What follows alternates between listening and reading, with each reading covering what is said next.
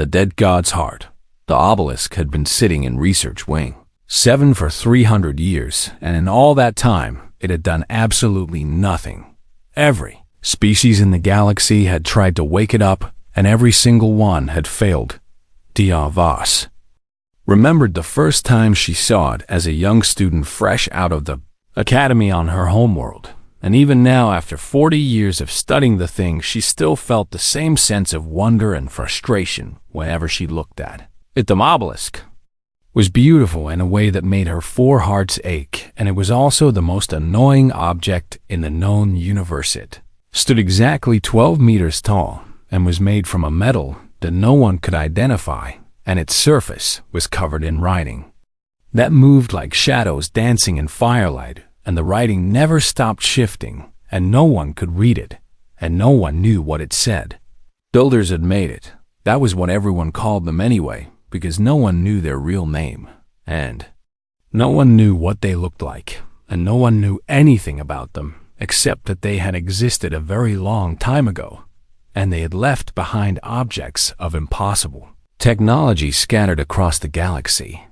The obelisk of Varn was the largest and most complex builder artifact ever discovered, and it was also completely useless because it would not turn on. The Valkyrie had tried first because they were the oldest spacefaring species, and their neural lattice could connect to any machine ever made, and their best technicians had spent decades trying to interface with the obelisk, and nothing had happened. The Thren had tried next with their powerful psionic abilities, and their greatest mind speakers had meditated beside it for years, and they had sensed something vast and sleeping inside, but they could not reach it. The silicon-based monoliths had tried because they were made of mineral and crystal, just like the obelisk seemed to be, and they had pressed their ancient bodies against its surface and whispered to it in languages older than most stars, and still nothing. The architect A's had tried because they were the most intelligent beings in existence,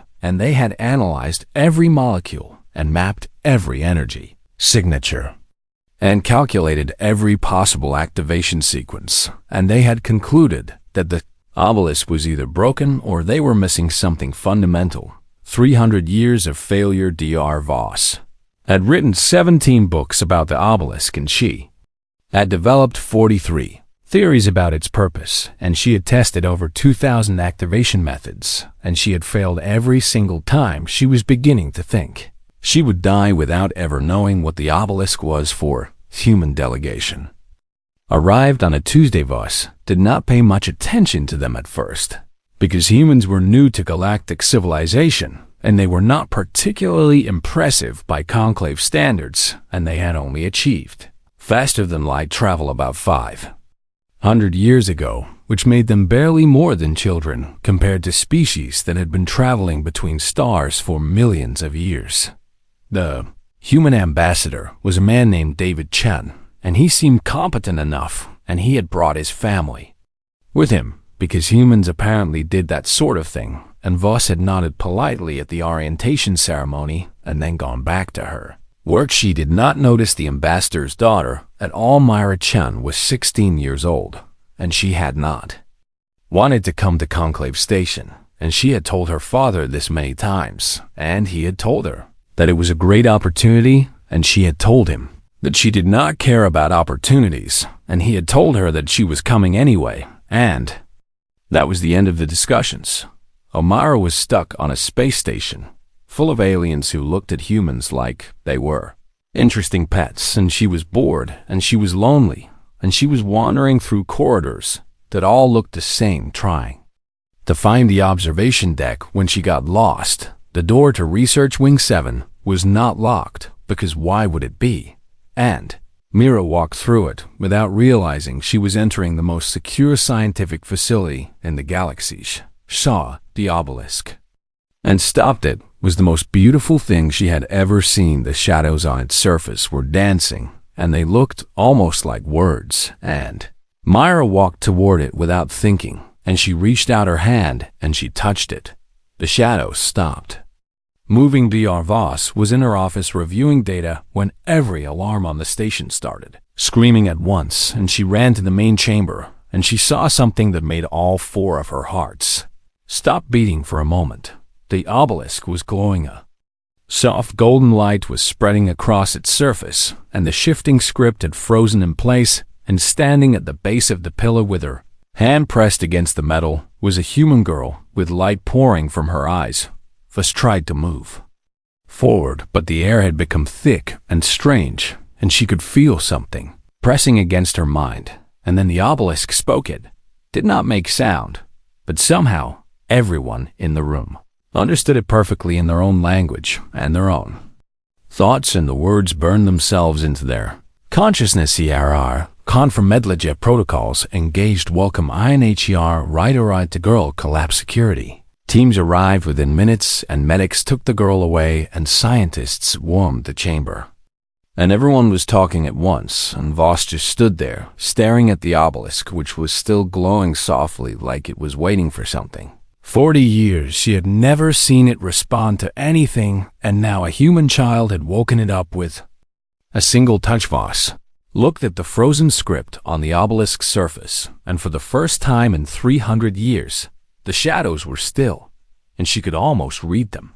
And what she saw made her blood run cold. The symbols looked like a warning ambassador. Chum burst into the medical bay 20 minutes later and found his daughter unconscious on a bed surrounded by machines. He did not recognize an aliens who would not meet his eyes. What happened to her? He demanded. No one answered. What did you do? To my daughter, Davos stepped forward, and she looked at the ambassador, and she looked at the girl on the bed, and she said the only honest thing she could say. We do not know, but something has changed. Something has changed in ways we do not understand, and your daughter is at the center of it. Chen looked at Myra, and he saw that her eyes were moving beneath her closed lids like she was dreaming, and occasionally her lips would move, and she would whisper words in a language that had not been spoken. For 1,000,000 years, outside the medical bay, the obelisk continued to glow, and somewhere in the vast darkness between galaxies, something ancient stirred in its sleep and turned its attention toward a small station orbiting an unremarkable star. The inheritor had been found, and the clock had started ticking. The awakening Myra woke up 3 days later, and the first thing she noticed was that she could see things that were not there. Ghostly shapes floated at the edges of her vision like diagrams drawn in light, and when she turned her head to look at them directly, they would slide away and hover just out of focus, and she could feel equations moving through her mind in languages she had never learned. Her father was sitting beside her bed, and he looked like he had not slept in days, and when he saw her eyes open, he grabbed her hand and said her name over and over like he was afraid she might disappear. Dad, she said, and her voice sounded strange to her own ears. And what happened to me? Was hoping you could tell me, he said. She tried to remember, and the memories came flooding back, and they were not her memories, and they were too big and too old, and they hurt. She saw civilizations rising and falling like waves on a beach, and she saw stars being born and dying, and she saw beings of pure light weaving themselves into the fabric of reality, and she saw darkness eating everything, and she screamed. The doctors came running, and they gave her something that made the visions fade, and she lay there breathing hard while her father held her hand, and outside the room she could hear voices arguing in languages she should not have been able to understand, but she understood them perfectly. The Conclave Emergency Council met 12 hours later in the largest chamber on the station, and representatives from every major species were present, and they were all talking at once, and none of them were agreeing on anything. The Velkari delegate was a tall being with silver skin and 3 eyes and a neural lattice that glowed beneath her flesh, and she was insisting that the girl be transferred to Velkari custody immediately for study. This is unprecedented, she said, and the obelisk has been our primary research subject for 3 centuries, and we have the best facilities and the best scientists, and we demand. The Thrin delegate interrupted her, and he was a massive creature covered in chitinous plates with 4 arms and eyes that shifted colors when he spoke. And he said that the girl's mind had clearly been contaminated by whatever was inside the obelisk, and the Thren had the most experience with psionic phenomena, and they should be the ones to examine her. The architect, AI representative, did not have a physical body, but spoke through a floating sphere of light. And it suggested in a calm and reasonable voice that the most efficient solution would be to dissect the girl's neural tissue and analyze it directly. Ambassador Chen stood up so fast his chair fell over. "You will not touch my daughter," he said. And his voice was shaking with anger. "And she is a human citizen, and she is a child, and she is not a specimen." The chamber erupted into more arguing, and Dr. Voss sat in the back and watched, and she was thinking about a question that no one else seemed to be asking: why the obelisk had rejected every sentient species in the galaxy, and it had rejected the most ancient and advanced civilizations, and it had rejected artificial intelligences that could process more information in a second than organic minds could handle in a lifetime. And then a human girl had touched it, and it had woken up. Why would it respond to humans? And humans were the youngest major species, and they had barely been in space for 5 centuries, and they were not particularly strong or fast or smart compared to other species, and they did not have psionic abilities or neural lattice or any of the gifts that other civilizations possessed. They were just humans, and yet the obelisk had chosen one of them. Voss stood up, and the room went quiet because she was the lead researcher, and she had studied the obelisk longer than anyone. And when she spoke, people listened. "We are asking the wrong questions," she said. Everyone stared at her. "We keep asking what happened and what we should do with the girl and what rights we have to study her, and none of that matters." She walked to the center of the chamber and looked at each delegate in turn. The obelisk was created by the most advanced civilization that ever existed, and they left it here for a reason, and they designed it to wait for something specific, and for 300 years. It rejected everyone and everything we sent. She paused, and then it accepted a human. Why? No one had an answer until we understand why, she said. And we cannot understand what we are dealing with, and maybe the girl can tell us, and maybe the obelisk can tell us, but we will never know. If we spend all our time fighting over who gets to cut her open. Ambassador Chun looked at Voss with something like gratitude. The council argued for 6 more hours, and in the end, they agreed to let Mira remain with her father, and they agreed to let Voss conduct interviews with her, and they agreed to wait before doing anything drastic. It was not much, but it was enough. Voss went to see Myra the next morning, and she found the girl sitting up in bed and staring at the wall, and her eyes were unfocused, and she was whispering to herself. "Myra," Voss said gently, "and my name is Dr. Voss, and I was hoping we could talk." Myra turned to look at her, and for a moment, her eyes seemed to contain depths that should not have been possible in a 16-year-old girl. "It wants to talk to you too," she said. "What does?" Myra pointed at nothing, and Voss looked and saw nothing, and then Mira took her hand, and suddenly Voss could see a presence vast and ancient and patient, waiting in the back of Myra's mind like a teacher waiting for a student to ask the right question. Voss pulled her hand back, and she was trembling. "What is it?" she whispered. Myra smiled, and it was a sad smile and an old smile, and it did not belong on a child's face. "It is what is left of them," she said, "and the builders in it is their memory, and their gift, and their warning." About what? Myra looked at her, and the presence behind her eyes seemed to look at her too, and when she spoke, her voice carried echoes of something far older than human civilization. "Something is coming," she said, "and something they could not stop, and something that destroyed them, and it is coming back." Voss felt her 4 hearts racing when Myra closed her eyes and tears ran down her cheeks. "Soon," she said, "and soon the memory of dust, the dreams came every night, and they lasted for years inside Myra's sleeping mind, even though only hours passed in the waking world. She walked through memories that did not belong to her, and she learned things that no human had ever known, and she saw the rise and fall of the greatest civilization the universe had ever produced. The builders had been beautiful. They had started as simple creatures on a world that no longer existed, and they had grown and changed and evolved over billions of years, and they had become something more than flesh and bone, and eventually they had transcended physical form entirely and become patterns of pure thought woven into the fabric of space and time itself. They had seeded the galaxy with life, and they had watched civilizations rise and fall like flowers, blooming and wilting. And they had guided and protected and waited for the universe to grow up around them. And then the hollow had come. Myra saw it in her dreams, and she woke up screaming every time. The hollow was not a species, and it was not an army, and it was not anything that could be understood in normal terms, and it existed in the spaces between dimensions, and it fed on ordered matter, and wherever it touched reality, it unraveled everything.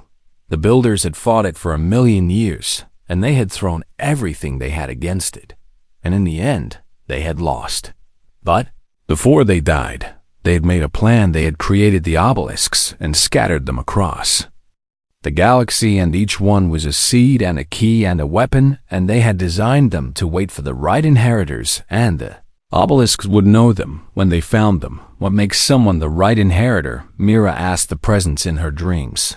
They were standing on the surface of a dying star, and the light was red and gold, and the heat did not touch them because this was only memory. The present showed her.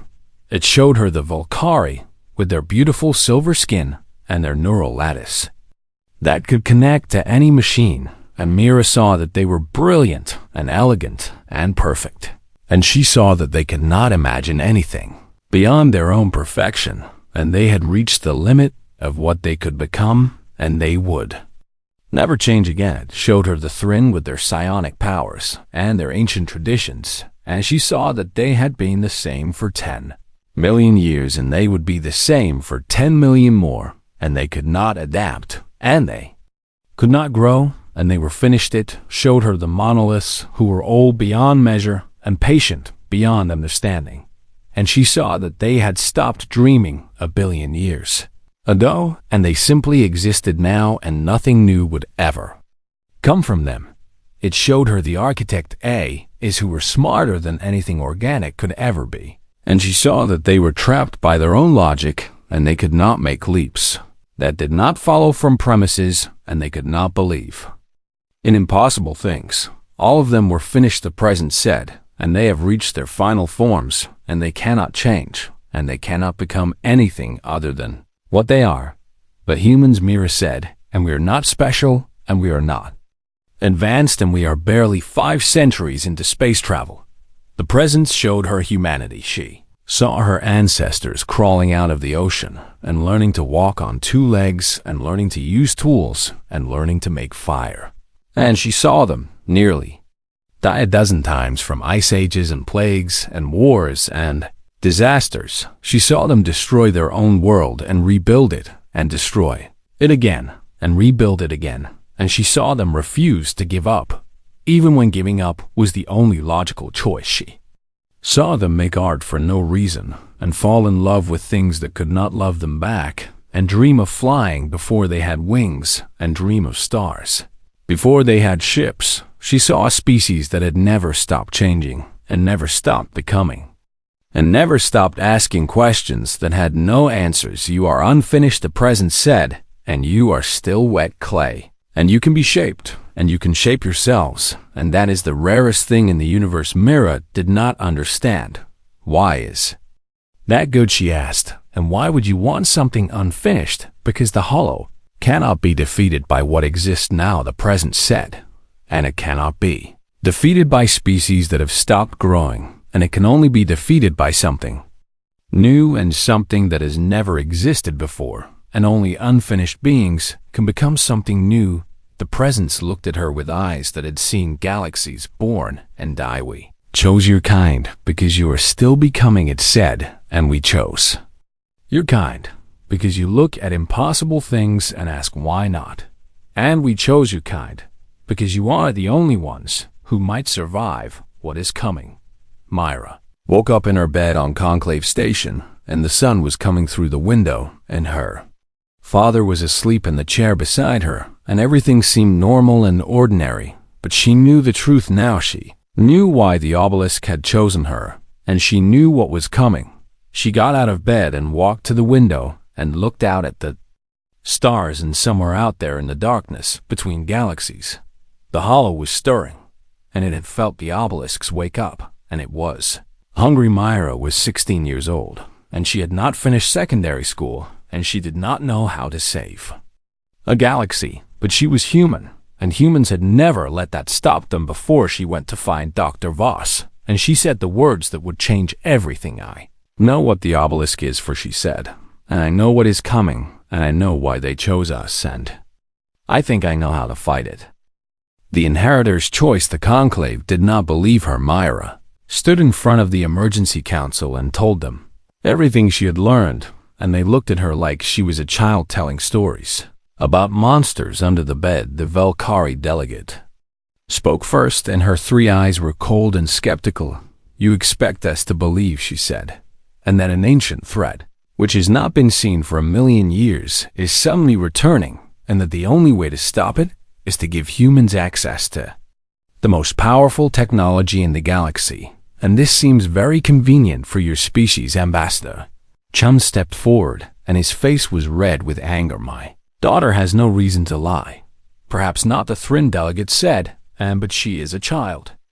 And children have vivid imaginations, and maybe the obelisk has simply filled her head with old dreams and old fears that have no meaning. The Architect AI representative calculated the probability of Myra's claims being accurate at 0.003% and suggested that such a low probability did not warrant any change in policy. Myra listened to them argue, and she felt something heavy settling in her chest. She had known they would not believe her, and she had known they would think she was lying or crazy or confused, and part of her had hoped they would be right, and part of her had hoped this was all just a bad dream, and she could go back to being a normal girl with normal problems. But the presence in her mind showed her the hollow again, and she saw what it would do to the galaxy if no one stopped it, and she saw whole civilizations dissolving into nothing, and she saw the stars going out one by one. She could not let that happen. The council meeting ended without any agreement, and the delegates went back to their ships and their homeworlds, and nothing changed, and the obelisk continued to glow softly in Research Wing 7, waiting for someone to use it. Dr. Voss found Mira sitting alone in the observation deck, and the girl was staring out at the stars, and she looked older than 16, and she looked tired in a way that had nothing to do with sleep. You believe me, Mira said, without turning around. Voss sat down beside her, and for a long moment neither of them spoke. I have studied the obelisk for 40 years, she said, and I have seen how the builders created things, and I have read their script, even though I could not understand it. And everything they made had purpose and meaning, and nothing was random. She looked at Mira, and her 4 eyes were gentle. They would not have chosen you without reason, she said, and they would not have put warnings in their technology if there was nothing to warn about. And so yes, and I believe you. Myra felt tears burning in her eyes. What do I do, she said, and I am 16 years old, and I have not even finished school, and I do not know how to fight a cosmic horror, and I do not know how to save anyone. She was crying now, and the tears ran down her face, and she felt like a child, and not like an inheritor. I want to go home, she said, and I want to see my mom, and I want to see my brother, and I want to pretend none of this is happening.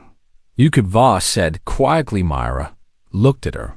What? Do you mean the obelisk will not force you, Voss said, and the presence in your mind will not make you do anything, and you can reject the inheritance and go back to Earth and live a normal life, and the obelisk will go dormant again and wait for someone else. Myra stared. And Harry could just walk away, yes, and nothing would happen to me. Nothing. Myra looked out at the stars again, and she thought about her home, and she thought about her mother's cooking, and her brother's stupid jokes, and her room with the posters on the walls and the books on the shelves. She could go back to all of that. She could pretend this had never happened.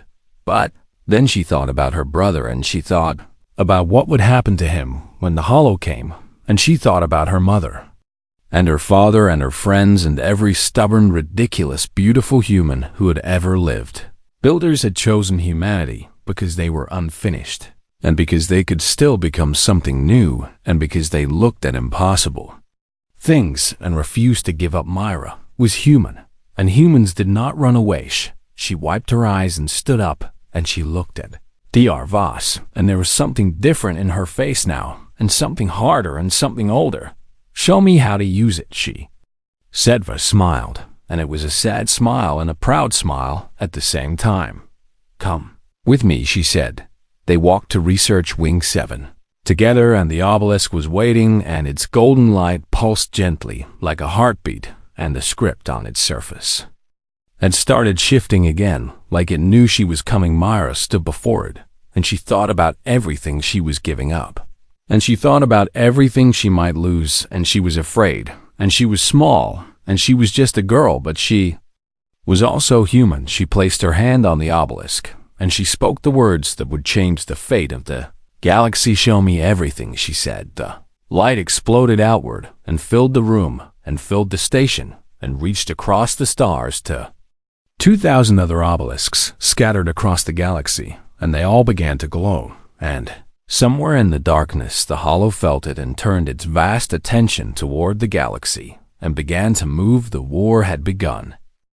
The first light, the war against the hollow, lasted 12 years, and it nearly destroyed everything. The first attack came 3 months after Mira activated the obelisk network, and the Conclave was not ready, and nothing could have made them ready. The hollow emerged from the space between dimensions near the Thrin homeworld, and they were not creatures in any normal sense, and they were more like wounds in reality. And wherever they moved, the universe came apart at the seams. Matter dissolved, and energy scattered, and the Thrin defense fleet fired every weapon they had, and it did nothing. And the weapons passed through the hollow like light through water, and the ships themselves began to unravel. Million Thrin died in the first hour. The Conclave finally believed Mira, but believing was not enough, and their weapons did not work, and their shields could not block something that existed between dimensions, and their greatest warships were torn apart like paper. 3 homeworlds fell in the first month, and the Velkari lost their colony at Shenver, and the monoliths lost their ancient sanctuary at the heart of the Drift Nebula, and everyone lost hope. Everyone except the humans. Myra had unlocked the obelisk network, and she had learned what it could do, and each obelisk was a forge capable of producing builded technology, and each one needed a human operator to function. Earth sent volunteers. They were not soldiers because Earth did not have enough soldiers, and they were not scientists because the builder technology did not follow scientific rules, and they were something else entirely. They were dreamers. A musician named Sarah, who had never held a weapon in her life, volunteered, and Mira connected her to an obelisk above the Velkari colony world. And Sarah looked at the builder technology, and she did not see weapons, and she saw instruments.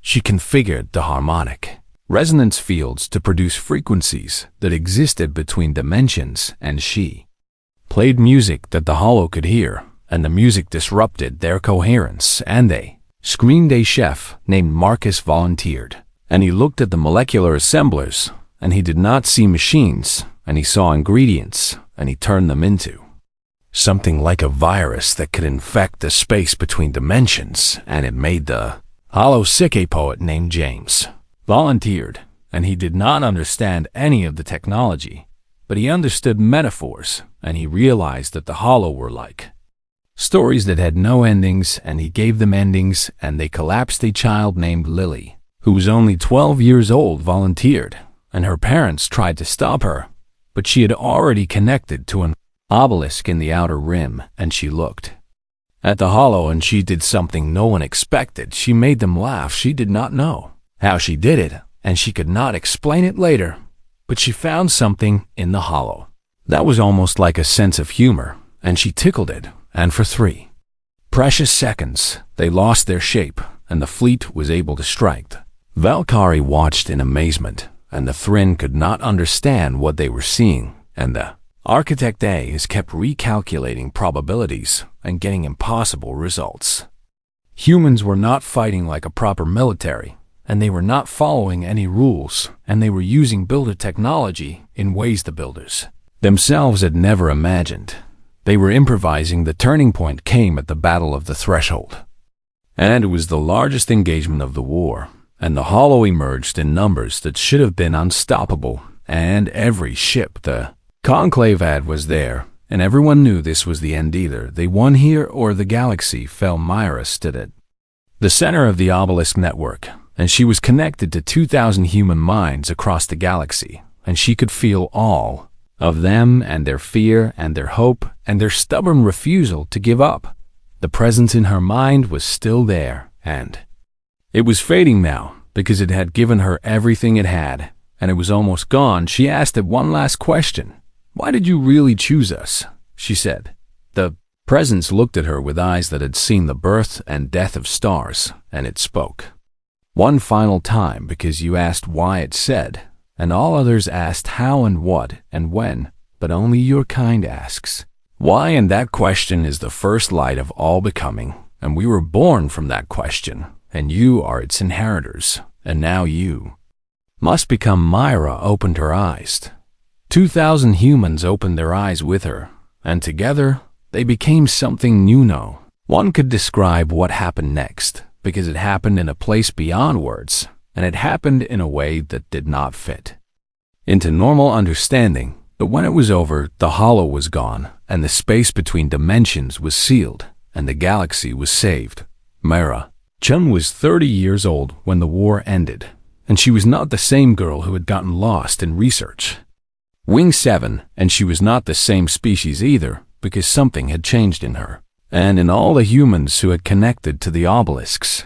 They were still human, but they were also something more. The Conclave offered humanity a seat on the Council, and not as observers, but as a founding species, and the Valkyrie delegate, who had once wanted to dissect. Mira personally delivered the invitation. Myra accepted 1,000 years later. There is a statue of her at the center of Conclave Station, and it shows her as she was at 16, and one hand is reaching toward an obelisk, and the other is reaching toward the stars.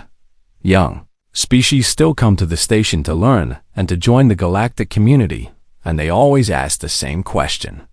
When they see the statue, why humans, and why did the builders choose them?